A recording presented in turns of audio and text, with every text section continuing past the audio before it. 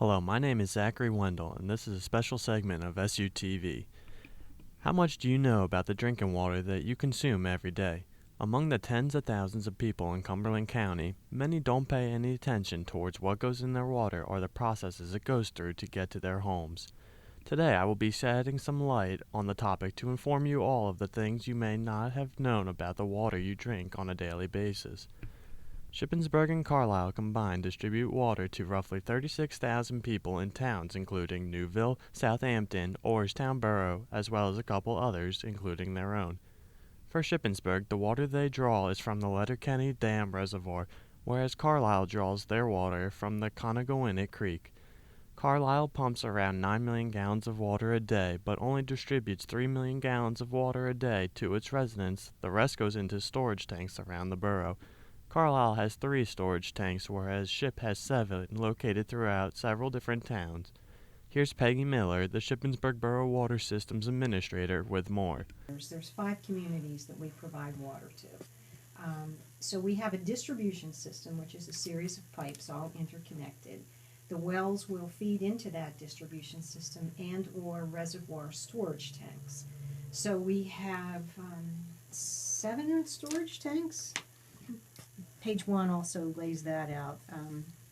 Orrstown, Roxbury, Shippensburg in town, Cleversburg, Mainsville, Huckleberry, and Timber Hill. So yes, we have 7 storage tanks. Once the groundwater is drawn, it is sent to the water treatment plants to be purified and disinfected. From the treatment plants, the water is then distributed to the reservoir basins on Basin Hill.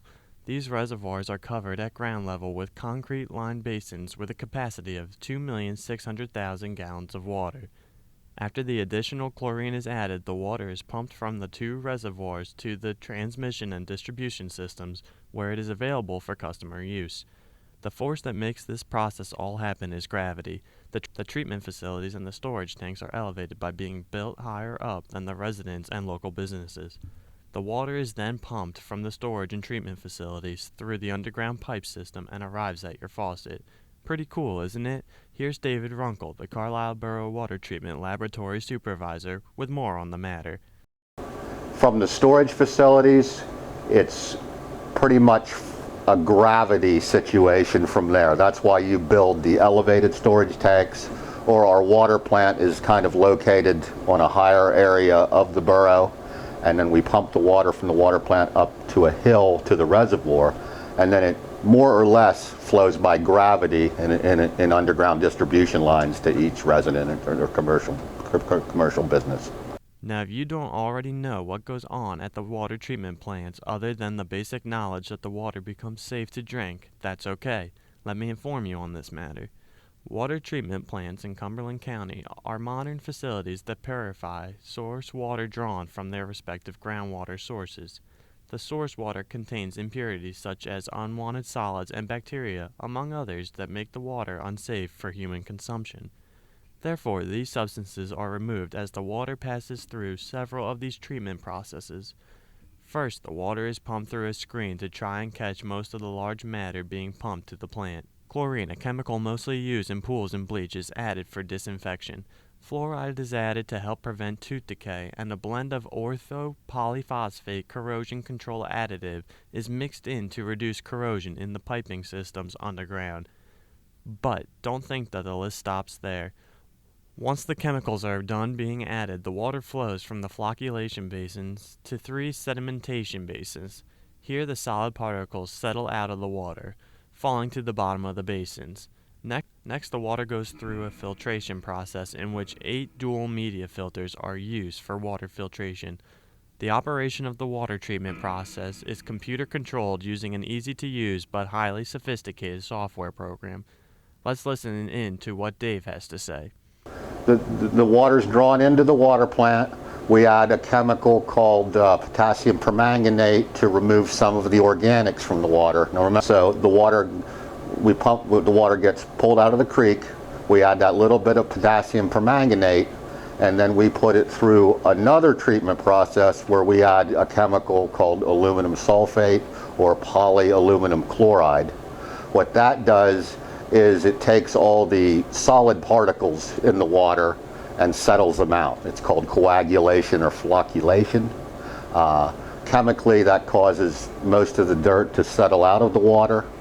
And then at that point, we put it through carbon and sand filters. If you are interested in more information on the treatment process, more info can be obtained from the water supplier's annual water supply report.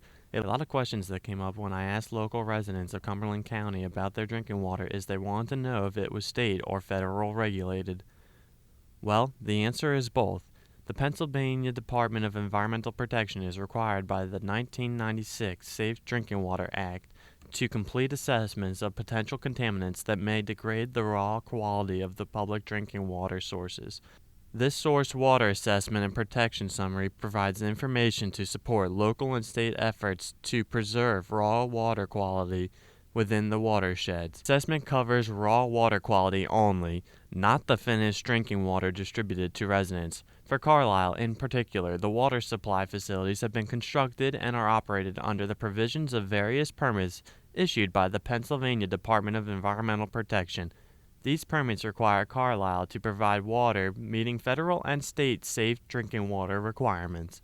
Let's head back to Peggy Miller with more on the subject.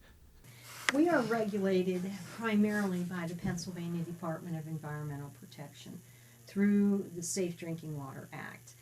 There's also some federal oversight to that as well. We have requirements that we have to do for EPA, the federal government. But primarily we're regulated through Pennsylvania DEP. And I hope I can find this in here, a website to give you some great background information. DEP puts out, amongst other things, what they call an MCL, or maximum contaminant level. And what they'll say, for example, is nitrate. Nitrate is an issue that people are all very well aware of.